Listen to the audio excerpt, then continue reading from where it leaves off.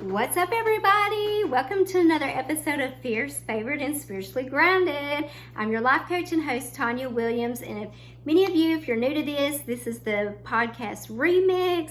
And I know it's been a minute, but I just want to come on here. I know, it's mid-March and everybody's kind of falling off their diet. They stopped going to the gym because I ain't seeing those gym selfies anymore and things like that.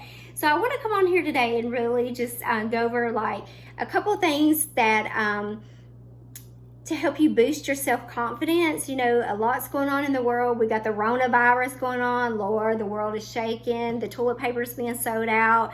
I'm like, get a grip, people. I mean, do y'all not believe in God anymore? He predicted all these things and y'all are just falling into the trap. So, let go of the toilet paper thing and, just go on with your everyday life. Take the precautions that you need, but Lord Jesus, let the coronavirus go, okay? I'm so sorry to be the one to say it, but it had to be said. But anyway, so going on, we're going to jump right on in, and I'm going to give you 10 things that you can do to help boost your self-esteem, especially if the Rona has taken over and you're like, don't know what to do. So low self-esteem, of course, is like driving through life with your hand on the brake. Nobody's born with it unless my husband did. He has awesome self-esteem. And to be honest, guys, I'm a little bit jelly of it because, I am not that morning person. He wakes up singing, happy all the time.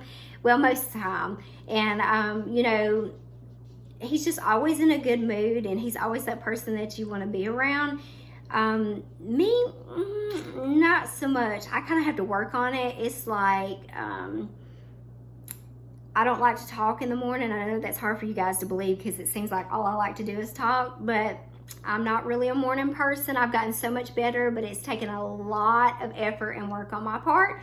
But like for me, it's just like no coffee, no talking. Like, don't even approach me. And I've tried to kick my Starbucks habit, which makes it even worse, but I'm doing great. So in 4 or 5 weeks, I've been maybe 4 times. So I've really cut it down from going every day, even on Sunday and Saturday, to barely going at all. So see, God's still in the miracle working business. Amen. Can I get amen? Anyway, guys, let's jump right on into this remix. So like I was saying, self-confidence is something that, you learn to build up because of the challenging things that we face in general. And life can just deflate it, At the top of this, we, have our inner critic that we have to deal with, and we have to deal with social media where we're always seeing everybody else's highlight reels. And, we can kind of, if we're not careful, get into our own head and build up that somebody else has more than we have, or, all these different things.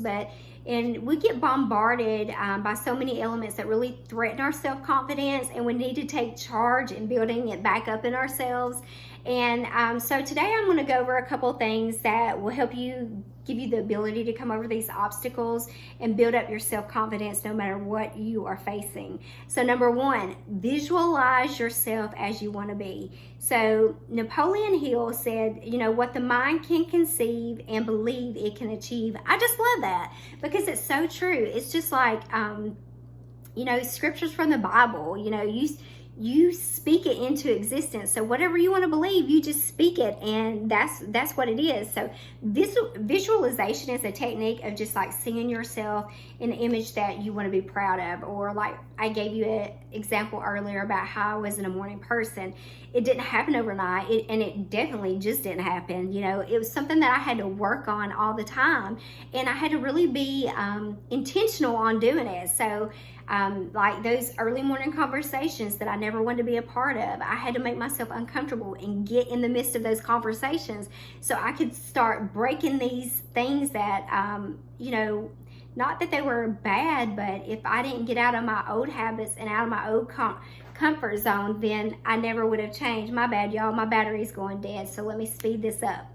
So number 2, affirm yourself. Oh my gosh, I love affirmations. So affirmations are a very powerful tool to just deliberately install desired beliefs about yourself. You know, we tend to have behave in accordance with your own self-image. So the trick to making lasting change is change the how you see yourself. You know, affirmations are a positive and an uplifting element that just statements that we say about ourselves. So these are normally more effective if you say them out loud, because most of the time you believe what you hear. So the more you say it out loud, the more you're going to hear it. So you actually just kind of train your brain to accept the positive statements more quickly. And, you know, it teaches your brain to ask questions like, why am I so good at making deals? Or instead of, you know, why am I so good at making deals?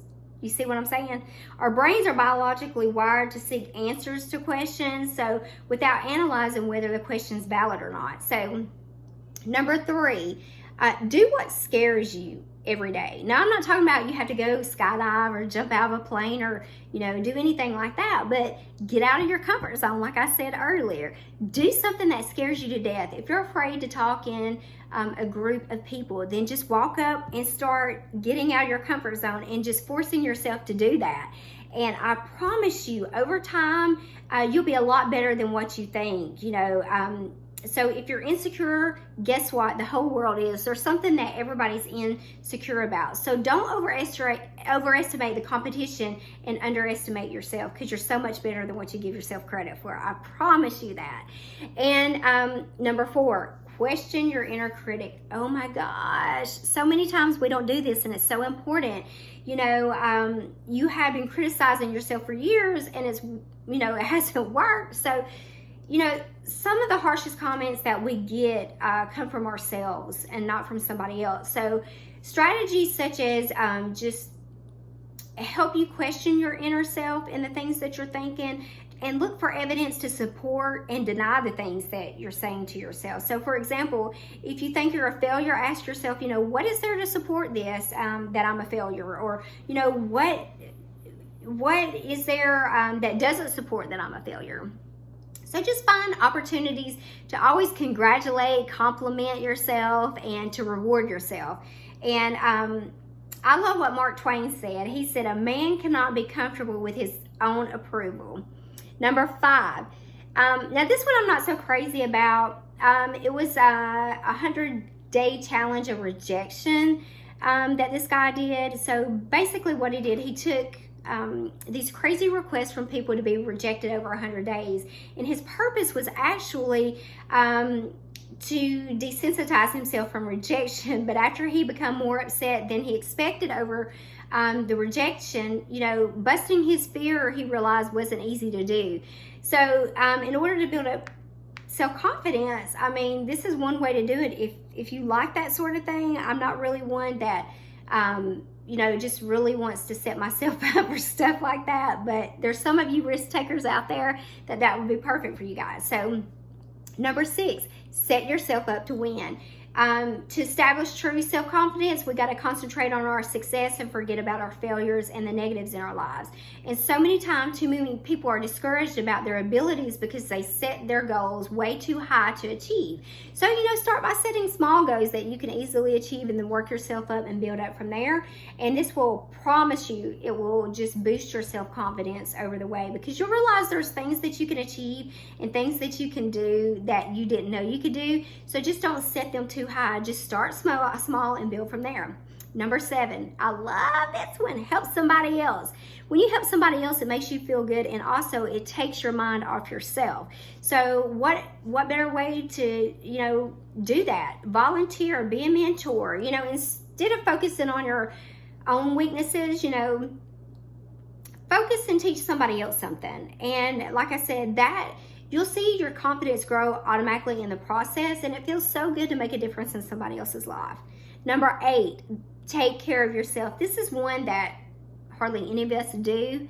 It doesn't have to be anything major. You know, take a hot bubble bath or just do something for yourself every day. Self-care is not a selfless act. It's just good stewardship over the gift that I have to give to others. Because if I'm constantly pouring out to everybody else but don't ever pour into myself, then over time I'm not going to be good for anybody else. So take time to really just pour into yourself and do something for yourself. Self-confidence depends on a combination of good physical health, good sleep habits. You know, it's hard to feel good about yourself if you're always got low energy. So just make time to really cultivate exercise and good sleep habits in your life and just how you want to feel. So you've always heard that clothes make the man. So hey, if it makes you feel good to dress up, girls, put on a cute outfit and some nice heels, throw on some makeup, you're cute, you know, do your hair cute, wear a wig, whatever you do, just rock it. And it's amazing if these little things that you do for yourself every day that can really change your self-confidence. It doesn't have to be a full face of makeup. You can put on some lipstick and some mascara and you'll be amazed at what it'll do for your self-confidence. Number 9, create personal boundaries. Oh my gosh. This one was life-changing for me. First of all, I learned to say no, okay? Stop agreeing to everything that everybody asks you to do and stop feeling like you have to give them an excuse as to why you can't do it. No means no. So, you know, teach others to respect your personal boundaries. And how many of us say all the time, like, I said yes, and by the time got there for me to do whatever it is I said yes to, it's just like, oh, why did I do that? You know, so you really just got to kind of think ahead of time. Think about how your week's going to be at work before you agree to anything. And, you know, chances are by the time that day gets there, you're going to be exhausted and you're not going to be able to give your all anyway. So before you agree to anything, take time to really think about it before you say yes, and you'll start to have more confidence in yourself and learning to say no. I've embraced it and I love it. I can say no to anything now. And number 10, shift your mentality. Waiting to be somebody else is just a waste of that person you are. That's what Marilyn Monroe said. She's so fabulous. I just love her.